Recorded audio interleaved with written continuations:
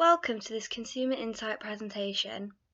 In this presentation, we'll be discussing the brand ASOS and how their advertising and marketing strategies fit in with consumer insight theory.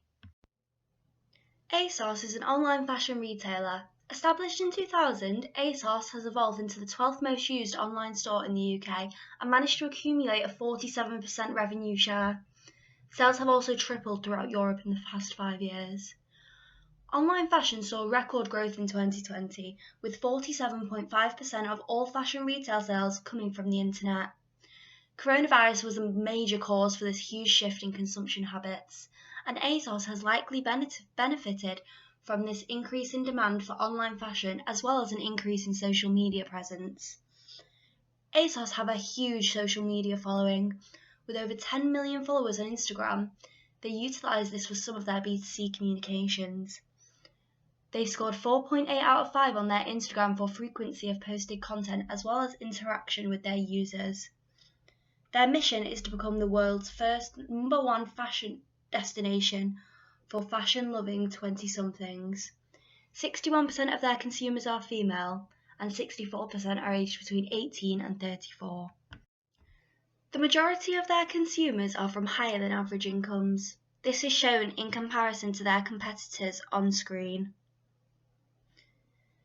ASOS utilises many different marketing communication tools such as advertisement, direct and digital marketing, public relations and even sales promotion. However, with ASOS being an online retailer, they do not utilise personal selling to communicate with their B2C customers. ASOS operates in a highly competitive market. They have several competitors, one of which is Boohoo. 23% of consumers that visited ASOS's website made a purchase, compared to only 18% doing so on Boohoo. ASOS is seen to be of higher quality than products from Boohoo. However, they also deemed to be more expensive, as shown in the brand conception map displayed on screen. Zara is their biggest competitor on quality. However, ASOS is still seen to be of better value.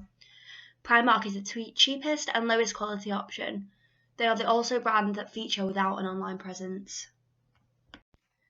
The first topic of discussion is attitudes. Attitudes make up who we are and help us form opinions on the things around us. They are persistent and more than just momentary states of mood or judgment.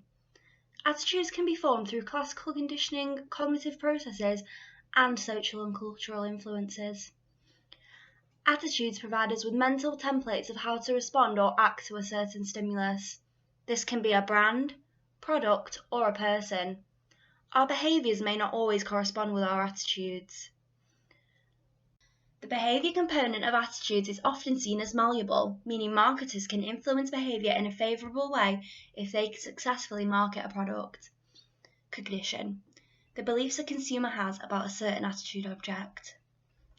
Although at one time the ABC model was seen as favourable, as our understanding has progressed, we now realise that behaviour shouldn't be subsumed under attitude.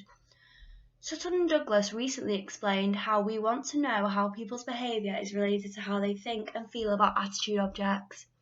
We do not want to simply define their behaviour as an inherent part of their attitude. Functions are not mutually exclusive. Often products and services will perform multiple functions. In marketing, to fully utilise these functions, marketers need to carefully segment their consumers into what they want out of the product, then devise a communication strategy that appeals to the function most prevalent for that consumer group. Recent research into attitude functions conducted by LeBouf in 2010 concluded that branding alters the attitude between products and product functions. For example, product categories that are generally associated with utilitarian attitudes are associated less with utilitarian and more symbolic attitudes when branded, whereas product categories that are genuinely associated with symbolic attitudes are actually associated more with utilitarian and less symbolic attitudes when branded. Their research concluded that attitude functions change with branding. This highlights the importance of branding within organisations and how easily a business's branding can influence its consumers. ASOS's Autumn-Winter 18 advertisement involved the slogan, "My style is never done," and featured exciting scenes of young people showing off their outfits and partaking in fun activities. The advertisement clearly appeals to consumer value expressive function for an array of styles. The ad questions whether consumers think they are freaks or unique in regards to their fashion choices. This questions the consumer's self-concept and forces the consumer to evaluate how they are perceived. The ad also suggests to the viewer that ASOS supports all identities and thus a wider audience appeal for different self-concepts. The ad features models from a variety of cultures and backgrounds. As we understand that people learn things from cultural implications, including these people allow more people to be influenced by the ad as they relate to it on a personal level. Boohoo released their breaking news ad in 2020. It features women wearing Boohoo's clothes while smiling and enjoying it. The ad focuses on the idea that 2020 is the idea of you, meaning the consumer. The ad continually references the consumer and how the focus is on them and what they require. They also express the value expressive function for their outfit by directly referencing the viewer and placing them at the centre of importance. However, the ad references little else in 30 seconds. Boohoo could have included more content which could have been used to influence consumers. Although they directly reference the consumer and how the brand is valuing them, it doesn't reference how Boohoo's products can change them. The eventual interpretation of a certain stimulus allows it to be assigned meaning. The study of perception focuses on what is added to raw sensations in order to prescribe meaning. People detect stimuli through a number of different receptors like taste, sight, smell, touch, and hearing. We start off with raw sensations, which then transpire into our perception of things. The perceptual process happens when our brains try to make sense of things. Stimuli is absorbed through the sensory receptors, then attention is on the stimuli. We interpret this and attach a meaning to it. We then respond, and this is our perception, whether that be a billboard ad or the way the store looks. Consumers rely on their senses to evaluate a brand's products or services. Research from Hulton in 2011 found that different sensory impressions impact on how consumers perceive different brands and products. Typically, marketing messages tend to be more effective when they appeal to more than one sense. This is known as sensory marketing. Sensory marketing is marketing that engages the consumer's senses and changes their behaviour. Vision is the most studied sense in sensory marketing. However, there are still areas that need to be researched thoroughly, as explained by Krishna Adhana in the book Sensory Marketing, Research of the Sensuality of Products. Research yet to be conducted includes areas as such why colour can lead to attitudinal changes about products or brands, and how we can utilise scans which monitor heart rate and brainwave changes when exposed to a particular scent. There are 3 stages to the perceptual process.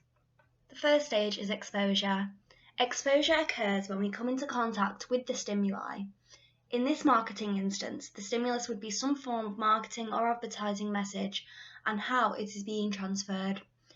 Some stimuli will be naturally ignored because it is below a person's sensory threshold. Others may be distracted or not interested. Sensory thresholds represent a point whereby an increase or decrease in intensity will result in the difference between exposure and non-exposure of a stimulus. These thresholds are not universal. The first is the absolute threshold, the minimum amount of stimulation that can be detected in a given sensory channel. We then have recognition, which is able to detect. Terminal represents a point which any additional increase in stimulus intensity have no effect on sensations. For example, adding more chilies to an already extremely spicy curry will have no effect on the person eating it. Differential is the ability of a sensory system to detect changes or differences between 2 stimuli. The issue of when or if a change will be noticed is relevant to many marketing situations.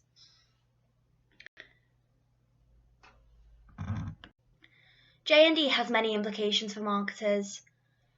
Research by Vujko on J&D and online marketing approached the topic of J&D in marketing practices and whether they could sustain in a world where social media is such a prevalent part of digital marketing.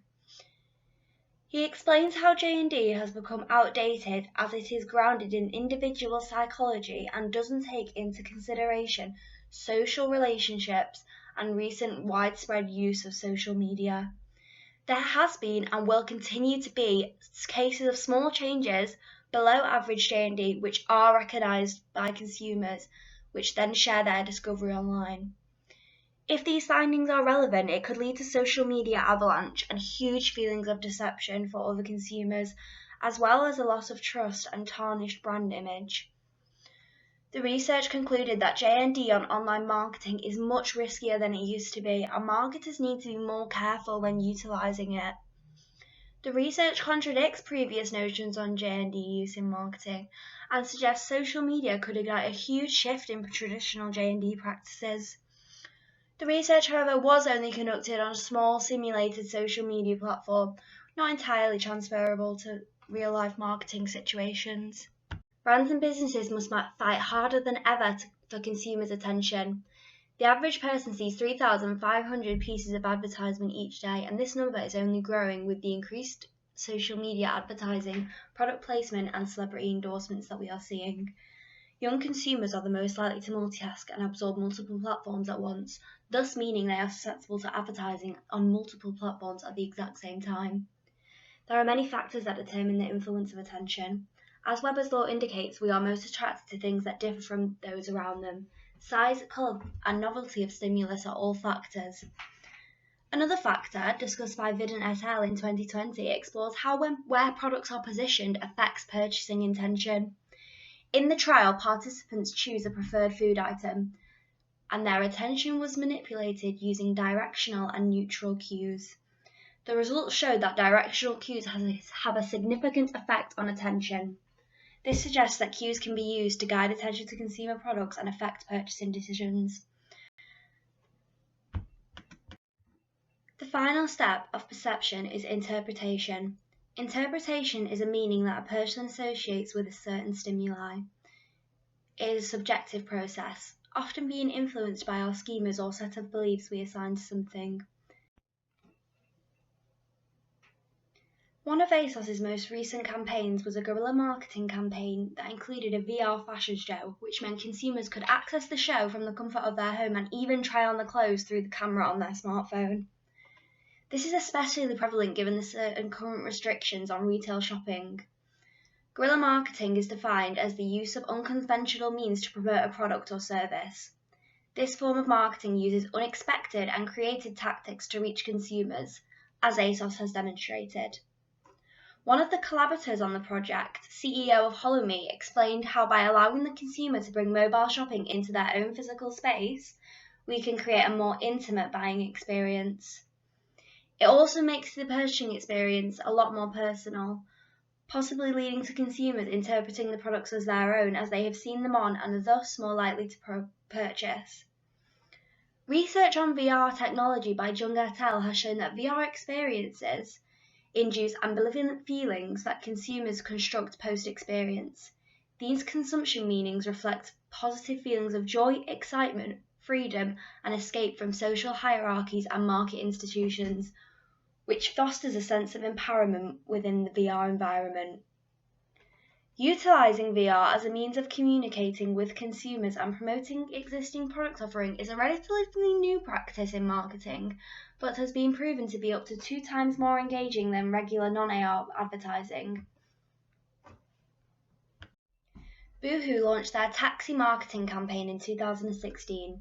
Since then, their Prince logos have been seen around all major cities in the UK on bright pink cabs. It is a huge contrast to the usual black cabs that we see in cities around the UK. It also spans to buses, capitalising off the movement element and seemingly encouraging consumers' attention. The size of some buses and the frequency of the stimuli means consumers are often exposed to the campaign. As consumers, we will only buy or consume products based on the extent at which they satisfy our needs and wants. Our needs are basic goals that help keep us alive, well, and wants are what we use to satisfy these needs. Consumers have many different needs to satisfy many different purposes. Biogenic needs refer to the necessary element to maintain life, with things like food and water. Utilitarian needs often objective, tangible attributes of the products. Hedonic fulfill pleasure, fun, and enjoyment, and psychogenic fulfill power, status, and fulfillment. Similarly, millennials use a platform such as Twitter for utilitarian purposes of staying up to date on the news while using visual content sharing apps such as Instagram and Snapchat to interact with their connections' photos and videos for hedonic purposes. Consumers may have several needs at once. However, the most important needs result in stronger motivation for consumers to determine their choice decision. Drive theory focuses on biological needs that produce pleasant states of arousal, such as a stomachache because you're hungry. Consumers are more motivated to reduce the tension and unpleasantness caused by this arousal. Consumers often have many options when looking for something to satisfy their needs. This leads to a person's wants and preferences deciding what they buy. If the behaviour satisfies the need/goal, the behaviour is likely to be repeated. It is, however, seen as outdated. Expectancy theory answers some of the missing gaps that drive theory proposes. Expectancy theory suggests that behaviour is largely governed by expectations of achieving desirable outcomes. The benefits of a certain product are the pull factors of our behaviour. Marketing activities that focus on benefits of a product tend to drive our motivation to achieve the results. This theory explains that individuals can be motivated towards goals if they believe that there is a positive correlation between efforts and performance. ASOS's 2019 activewear campaign starts off with listing plenty of reasons you may need to be active in your day-to-day life, immediately relating to the consumer and suggesting solutions for clothing for these activities for such reasons such as sport activities, picking the kids up from school, or going on a jog, all appealing to the hedonic needs. Consumers have all different wants and needs, and this ad aims to apply a broad range of them.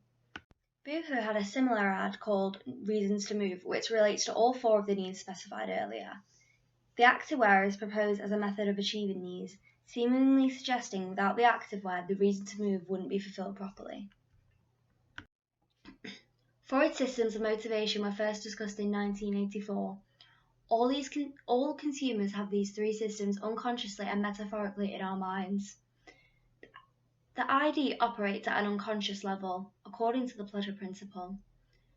The ego mediates between the ID and the superego. It operates on the reality principle and is in both the conscious and unconscious mind.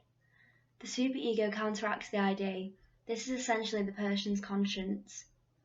It acts on the morality principle and motivates us to behave in socially acceptable ways. Ditcher further explained Freud's argument from a commercial standpoint. He explained how brands need to have a name, an image, but they also need to have a soul and personality. Boohoo's advertising for Valentine's Day attempted to trigger the consumer's ID. By featuring women in underwear in a sultry setting, it appealed to the pleasure principles explained by Freud. Solomon defines a self-concept as beliefs a person holds about their attitudes and how they evaluate these qualities. This essentially means that we see ourselves as products with different attributes. We evaluate these attributes and thus the self-concept is formed. It relates to what we think and feel about ourselves. Many of our purchase decisions are due to one or more of the following: to hide certain aspects of ourselves, to maintain or preserve, or to enhance. Self-concept is a multi-dimensional perspective. In every consumer, there is an ideal self and an actual self. The ideal self consists of goals and ambitions, as well as a depiction of role models that we want to be. The actual self is what we truly depict ourselves as. Research into consumers' self-concept and their responses to advertising messages concluded that when individuals were primed with the ideal self, an abstract advertising message was more persuasive than a concrete message. In contrast, when individuals were primed with the actual self, they displayed a more positive attitude towards the brand when the brand was advertised with the concretely framed message. Wider applications on this research suggest that an audience can be primed with either their actual or ideal self. If advertising practitioners are able to prime consumers' self-concept and provide congruent messages with the primed self, it will help increase ad message effectiveness.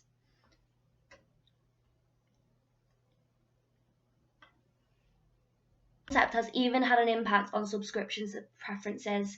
Research by Savary and Dahl last year concluded consumers who are uncertain about their self-concept and motivated to maintain a self-concept are thus more likely to keep unused subscriptions than those who are more certain. They even suggested that quitting an ongoing subscription can threaten the stability of self-concept by signaling a change in identity. This exhibits just how committed to self-image we are, even if it is unconscious and it affects an array of our purchasing habits. For marketing managers, an application of their finding is that an emphasis on self-image considerations for current customers may be sufficient to increase people's likelihood of choosing to continue subscribing.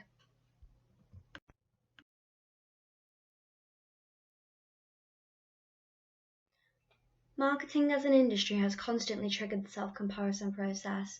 With idealized models and an ever-growing interconnected world through social media and growing influencer culture, marketers tend to use ideal body types or idealized local cultural beauty standards. When customers are exposed to these unrealistic beauty standards, studies have found that they experience increased levels of anxiety due to an increased dissatisfaction with their own body. ASOS's competitor Missguided have in the past had their ads banned for being socially irresponsible. The fast fashion brand got their ad removed by the ASA for objectifying women and claimed the footage was highly sexualized and no longer promoting clothes. The ad was likely to cause serious offence to some people. This is not the first time an ad of theirs has been banned for the same reason. Missguided said that advertisements were aimed at promoting a lifestyle intended to empower young women by showing them as confident. But the lack of diversity and inclusivity in their ads paint a very different picture. Self-esteem marketing has been a growing trend as a response to the negative associations with typical marketing. They convince the consumer that by consuming their products they will increase their confidence and in turn increase their self-esteem. ASOS have been praised for their inclusivity of models featuring on their website. This vastly differs from the Missguided approach of slim models and heavily edited media, which the majority of customers can't relate to. By using models of all shapes and sizes, ASOS is appealing to every consumer, not just those that fit in with the societal norms.